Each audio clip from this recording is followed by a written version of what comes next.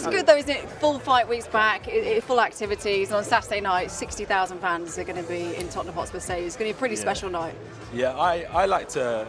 Listen, I've worked out already today, so I don't want to go out there and start sweating and over. We didn't see much. Yeah, I know. I don't want to go out there and overwork myself. I'd rather come out here and mingle with the people, show much. What have you been doing different in camp though? No pads, heavy bag work. A lot of heavy bag, a lot of sparring. So not really the mitts. Old school, Rocky Marciano style. You know what I mean? Like it. What's good, family? So mash the like button, subscribe and lick off the bell. So we just heard there from my man's Anthony Joshua. Now, so the first thing, as you've seen by the title, AJ refused to do any open workout. Now he said that he prefers to meet the people them, and I respect that and rate that. Nonetheless, what we know is AJ's always done somewhat of an open workout, and I actually think that these open workouts, who gives an F? But if we think about the logic or the act of saying who gives an F, that there is almost like a statement, who gives an F?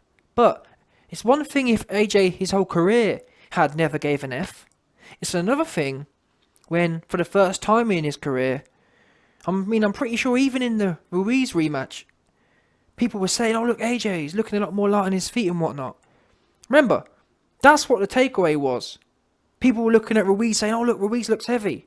Oh look, Ruiz coming for power. I remember it like it was yesterday. Everyone was saying about AJ, oh look, AJ looking really light on his feet and whatnot. So, the fact for me, I read into this from a behavioural analyst point of view, because in AJ's biggest fight to date, the Ruiz rematch, he still chose to do an open workout. This Usyk fight, what's different about this Usyk fight is the point I'm getting at. Because for me, this is quite a big, psychologically speaking, this is quite a big moment in my opinion. All these years he's been pro, even after a loss, he still did an open workout. What's different about this fight? Is it just, well, I'm getting older and whatever? I'm getting more comfortable, I'm getting more confident, I run the show more, I'm in control, I don't feel like doing one? So is it simply a coincidence AJ's rolled on a different side of the bed, or is this more planned out? Now AJ did say that, oh well, I've already worked out earlier today, but I'm sure that's been the case before, no? I mean, in a way it's a bit worrying. How hard? He said that, oh, I've already worked out today, I don't really want to work out anymore, I don't want to burn any more energy. I'm thinking to myself, how hard did you work out? This was the Tuesday, and in my experience, if you're about to compete on the Saturday, the Tuesday you should be doing nothing. And in fact, I've heard from quite a few boxers and whatnot that normally the Tuesday open workout, because they're not doing much, they actually use the open workout as their session. Yep, we've got 3-4 days left, we're in super taper mode, we're in super duper taper mode. Let's just use the open workout as our session for today, which for me makes perfect sense because you really don't want to be doing much. You want to load for the first 10 weeks of camp, and the last 2 weeks, well, especially the last week, especially the last 2-3 days, you should be doing super minimal stuff. Super duper minimal stuff. So AJ saying he's already somewhat expended himself and he didn't want to overdo it, but wouldn't that be the case for all these other fights? For the Ruiz rematch, for example, wouldn't he have already trained that day? So I don't know. I hate to break it to you that I've just spent 3 minutes analysing this, but unusually for the YB, I don't actually have an answer for you, man. I'm not sure what this means, truth be known. It implies that AJ's got something super secret he doesn't want to show before fight night, in a way. It implies that, well, we've got some super duper secret stuff and we don't want to show Usyk what we're working with. I remember, who was it? I think it might have been Jake Paul, actually. Jake Paul did an open workout and he did all these stretches and whatnot. He chose not to do any of the pads, any of the traditional boxing stuff. So I'm not sure. But for me, when people have a routine, when you've been doing open workouts for your whole career and suddenly stop. It suddenly builds anticipation. Could be nothing. But it does. The only thing I can think of is that, yeah, we've worked on some things and we've got something super duper new to show you, man, and we don't want to put the cat out of the bag too soon. So I'm excited for this fight anyway. But it does add to the anticipation, in my opinion. It's almost like they've got something in the bag that they want to release on fight night. Because like I said, normally people use the open workout as their session. The fact that AJ chose to do his session behind closed doors, again, implies I've got something super secret. Let's do our workout session behind closed doors and save this weapon or whatever for the fight.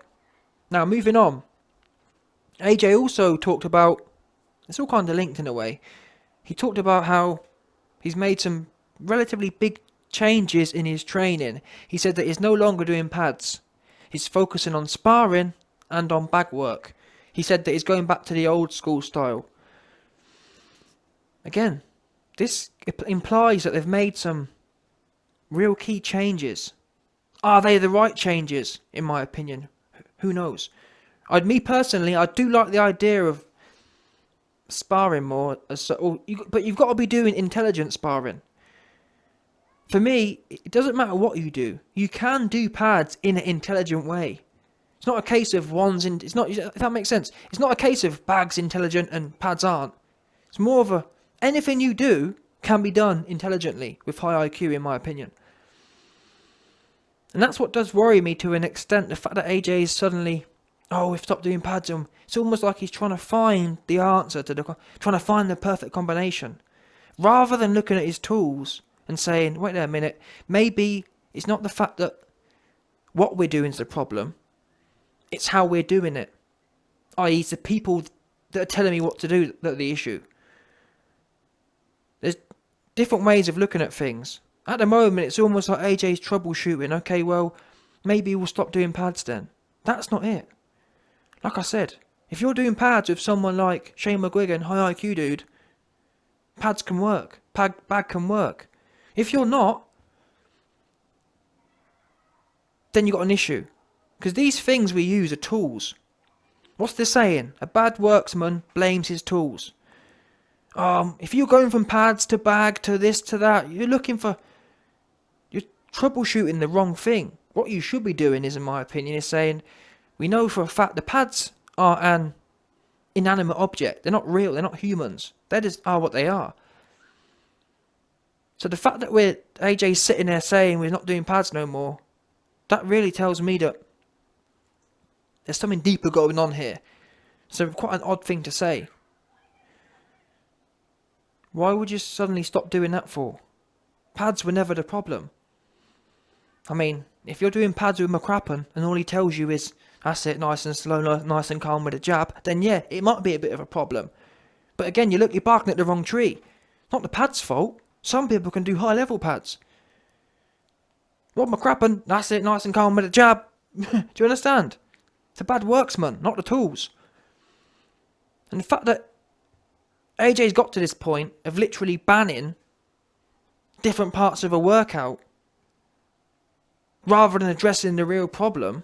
The real problem is, right, nothing to do with the bag or the pads. You can mix up any different combination you want. If you haven't got the right guidance, it'll all be wrong. There's no perfect training tool, if that makes sense. Stopping one training tool and using another implies that there's one perfect combination, which isn't the case. It's not a case of, well, maybe we should just do all running and sparring. It's not a case of that, in my opinion. If you haven't got the right guidance and the right leadership in them sparring sessions, in them bag sessions, in them pad sessions, it's going to be bad. But anyway, we're 3 days out now. We're soon going to find out. I'll go on. What can we say at this point? I believe AJ's going to win no matter what, because Usyk isn't good enough, in my opinion. I believe AJ isn't concussed. The only reason I'd ever doubt AJ is if he's concussed. Because I believe AJ's got one of the best chins in the division. People laugh at me when I say it, but I do believe it. When he's not got no neurological damage, no one can stop him. Vlad hit him when he was out of gas and he got straight back up. No problem. That's a solid chin. And if Vlad can fully turn over a right hand right on the edge of your chin and it bounces off and you get straight back up, then that's good enough for me that Usyk ain't going to be able to do nothing to that extent. And now AJ's trimmer, it just makes him harder to stop because he's got more cardio, he's going to be quicker. So AJ's going to win it either way, in my opinion. That said, these little signs here, not doing the open workout and stopping doing pads, from a long-term point of view, not this Saturday is this Saturday. It is what it is. Nothing's going to change that now. But talking longer term, this does wave some red flags. And if you disagree, tell me how it doesn't. There's nothing positive about, oh, we're stopping pads now. This is quite a weird thing to say. There's nothing positive about, well, we're not doing an open workout anymore.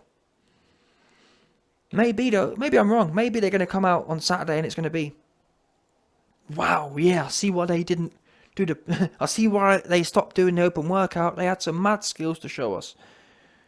But if I was training AJ, yeah, how I look at an open workout would be along the lines of, listen, I don't give a F who sees what. You know what we're doing? It's a bit like Alvarez. Guess what? Alvarez ain't doing no, I'm not doing my open workout, I've got some super secret. Guess what? Everyone knows what's coming. Yeah? That's what I'll be doing. I'll be listen, I'm going to tell. And I'd have been, listen, if I was in AJ's camp, we'd have told you that were going to happen. And coming in, elbows down, chin down, elbows in. We're going to feint and step on the way in. We're going to back him up, wail over him, whip uppercuts to the body, wail on him some more, push him back with one hand, put a right hand down the middle with the other. You understand? That's what I'll be telling him 6 months ago. No confusion. Because when you got an athlete like AJ and he's trained the right way, you don't need no confusion. You don't need no secrets. You don't need no stopping the pads. Yeah? There's nothing secret about it. As Alvarez has shown.